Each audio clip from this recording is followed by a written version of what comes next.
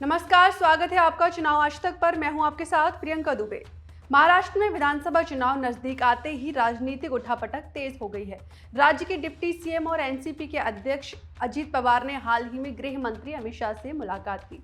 अमित शाह और अजीत पवार की मुलाकात के बाद बीजेपी के वरिष्ठ नेता और राज्य के डिप्टी सीएम देवेंद्र फडणवीस ने भी अमित शाह से मुलाकात की। इस मेल मुलाकातों का उद्देश्य महाराष्ट्र में आने वाले चुनाव में एनडीए पार्टियों के बीच सीट बंटवारे पर बातचीत का था। बैठक के दौरान अजीत पवार ने जल्द से जल्द सीट बंटवारे को अंतिम रूप देने पर जोर दिया और लोकसभा चुनाव की तरह आखिरी समय तक सीट बंटवारे का मामला न टालने की बात कही। अजीत पवार ने यह कहने के लिए ही अमित शाह से मुलाकात का वक्त मांगा था। सूत्रों से पता चला है कि अजीत पवार ने अमित शाह से कहा है कि महाराष्ट्र विधानसभा चुनाव में एनसीपी की जीती हुई 54 सीटें बरकरार रखी जाएं, यानी ये 54 सीटें तो उन्हें दी ही जाएं। साथ ही अजीत पवार ने महाराष्ट्र में 80 में से 90 विधानसभा सीटों पर अपना दावा ठोका है।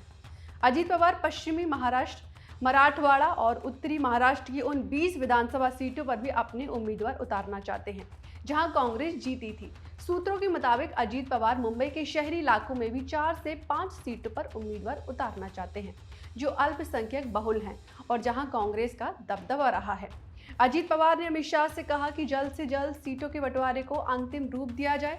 साफ है कि अजीत पवार ने अमित शाह से कह दिया है कि सीट बंटवारे का मामला देर तक लटकना नहीं चाहिए। गौरतलब है कि हाल ही में अजीत पवार के एक और बयान से महाराष्ट्र की सियासत गर्मा गई थी। अजीत पवार ने कहा है कि भले ही एनसीपी महायुति का हिस्सा है, लेकिन वो स्थानीय निकाय चुनाव निर्दलीय लड़ने के लिए आजाद है। पिंपरी चिंचवड़ में राष्ट्रवादी कांग्रेस पार्टी के कार्यकर्ताओं को संबोधित करते हुए उन्होंने कहा कि निर्दलीय चुनाव लड़ने से कार्यकर्ताओं को मजबूती मिलेगी। अजीत पवार के इस ऐलान से पहले ही महायुति के भविष्य को लेकर सवाल खड़े किए जा रहे थे। आइए सुनते हैं कि अजीत पवार ने क्या कुछ कहा। मला एक गोष्ट सांगायची, लोकसभा आणि विधानसभा ह्या आपण महायुतीमध्ये लढणार असलो तरी स्थानिक स्वराज्य संस्था ह्या आपापल्या पक्षांनी आपापल्या ताकदीवर लढवायच्या आहेत। त्यामुळं महानगरपालिका, नगरपालिका, जिल्हा परिषद, तालुका पंचायत यामध्ये राष्ट्रवादी काँग्रेस पक्षाला तिथल्या कार्यकर्त्यांनी आपापल्या वॉर्डात, आपापल्या प्रभागात, आपापल्या गटात, आपल्या आपल्या गणात काम व्यवस्थितपणे करा।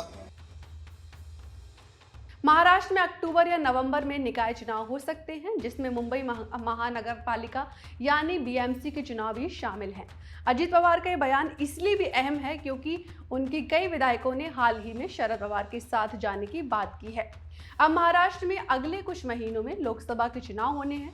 राज्य की महायुति सरकार में बीजेपी मुख्यमंत्री एकनाथ शिंदे की शिवसेना और अजीत पवार की एनसीपी शामिल है। मुख्यमंत्री एकनाथ शिंदे की अगुवाई वाली शिवसेना भी राज्य में 100 विधानसभा सीटों पर चुनाव लड़ने की तैयारी कर रही है।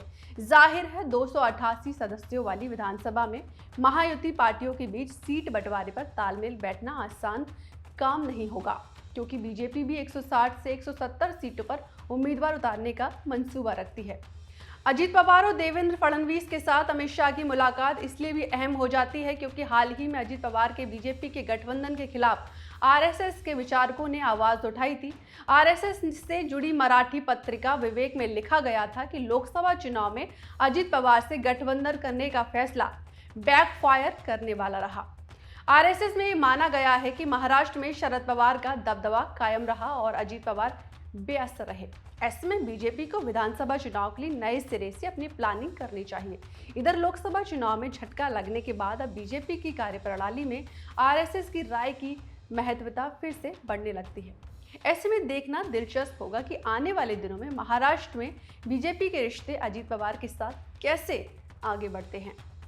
महाराष्ट्र विधानसभा चुनाव पर अभी के लिए मेरे साथ इतना ही। चुनाव आज तक पर आप दुनिया भर के चुनाव, राजनीतिक पार्टियों, चुनावी मुद्दों की जानकारी हासिल कर सकते हैं। ये वीडियो पसंद आए तो लाइक करें, साथ ही हमारा चैनल सब्सक्राइब करना ना भूलें। नमस्कार।